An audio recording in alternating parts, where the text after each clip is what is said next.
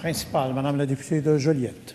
La semaine dernière, la procureure générale a provoqué la consternation générale, y compris même auprès du premier ministre, en réitérant la position qu'elle a défendue devant les tribunaux, à savoir qu'un mariage religieux peut être dépourvu d'effet civil, ouvrant ainsi carrément la porte à l'absence de protection des époux et des épouses, bien sûr, voire à l'instauration d'un régime religieux parallèle.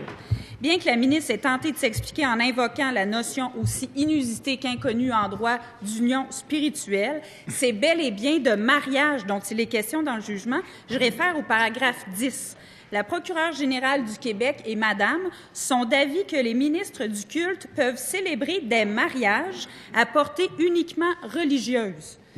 Devant les risques immenses qui sont associés à cette position, défendue pas par un quidam, par la procureure générale elle-même, est-ce qu'elle peut faire la seule chose qui s'impose et indiquer qu'elle va changer sa position en cour d'appel? Madame la ministre de la Justice. Monsieur le Président, dans un premier temps, je pense qu'il est encore utile de rappeler à nos collègues l'article 35 de notre règlement. Le dossier dont parle la collègue a fait l'objet d'un appel. Il est actuellement pendant. Nous avons une obligation ici, dans cette Assemblée, de respecter cet article, de respecter les dossiers qui sont devant les tribunaux. J'aimerais également, Monsieur le Président, rappeler à ma collègue l'article 18 de notre Code de déontologie des avocats.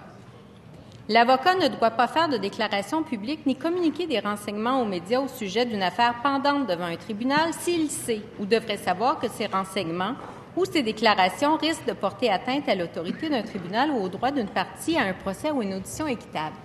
Monsieur le Président, dans le dossier qui nous occupe, nous avons défendu et continuerons de défendre la constitutionnalité des articles de notre Code civil. C'est ce que nous ferons. Quant au fond du dossier, Monsieur le Président, vous comprendrez que je ne commenterai pas un dossier qui fait l'objet d'un appel. Madame la députée de Joliette, en complémentaire. C'est bien commode, soudainement, de se réfugier derrière un devoir de réserve alors qu'elle a donné des entrevues la semaine dernière, alors que le premier ministre lui-même a commenté, que toute la communauté juridique a commenté. Alors, je répète ma question. Est-ce que la procureure générale va plaider de nouveau devant la cour d'appel qu'un mariage religieux peut ne pas faire l'objet d'une déclaration à l'état civil, ne pas provoquer d'effet, ou au contraire, va-t-elle prendre ses responsabilités, plaider l'intégralité du respect de notre Code civil? Madame la ministre de la Justice. Monsieur le Président, je tiens à rassurer ma collègue. Le Code civil et les dispositions du Code civil continueront d'être défendues dans le dossier.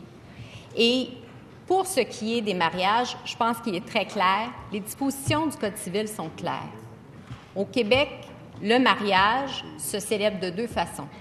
Une façon civile, purement civile, ou un mariage qui est célébré par un célébrant autorisé dans le cadre d'une cérémonie religieuse qui comporte évidemment les aspects civils prévus à notre Code. Les dispositions qui encadrent les formalités du mariage sont claires et nous les continuerons de les défendre. Terminant. Deuxième complémentaire, Madame la députée de Joliette. Écoutez, je veux juste lire l'article 55 du jugement. La procureure générale du Québec et Madame soutiennent plutôt qu'un ministre du culte peut célébrer un mariage religieux conforme à sa foi sans que ce mariage ait des conséquences civiles.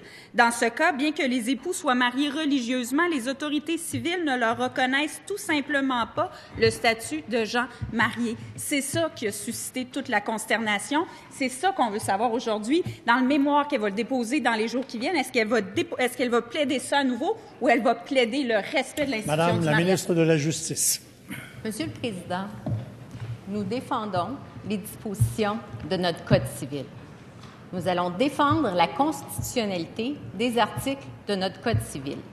Les mariages célébrés suivant les dispositions de notre Code civil emportent des obligations et des droits pour les parties qui contractent un mariage. Toute autre forme de célébration n'engendre pas les parties qui seront régies par les règles de l'union de fait. Mais le mariage, suivant les dispositions du Code civil, continuera d'être défendu devant les tribunaux. Mais je n'entrerai pas et je ne commenterai pas les passages que ma collègue a cités.